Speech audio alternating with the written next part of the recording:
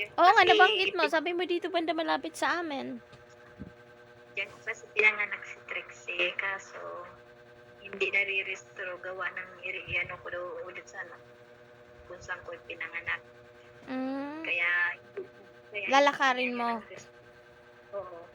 Kaya hindi ko nga nakapag-aral yun gawa ng talaga kala ko nga hindi makapag-aaral dahil hiningian talaga ng restro. Sabi ko, pakiusap mo na muna. Mag-grade 3 na siya. Hmm, Umalis ako kinder. tagal na rin, no? Grade 2 pa, grade 2 pa lang naman ngayon. Sabi ng kapitbahay namin, malalaki na rin mga anak mo. Dahil na uwi ka na para muna makita mo na mga anak mo, malalaki na rin. Oo. Ay, iba kasi, Huwag ka na kasing babalik iba dyan sa kasi, ibang bansa. iba kasi yung uuwi ka. Mas lalo na naman malulungkot ka na naman pag aalis. Mas maganda yung Kaya tuloy-tuloy nga. na para sanay ka na.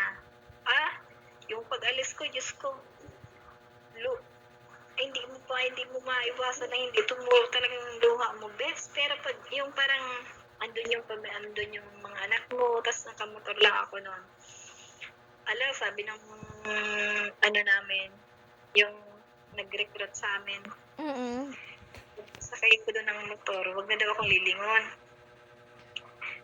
Pagsakay ko pa lang ng motor, bumubuhos na talaga yung luha ko. Tapos sabi niya, wag ka nang lilingon para hindi ka na malungkot.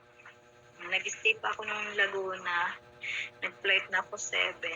Okay na. Pagpalis ka lang sa mga pamilya mo. Kaya pangit yung ma-attend sa'yo ng Nakakalungkot, no?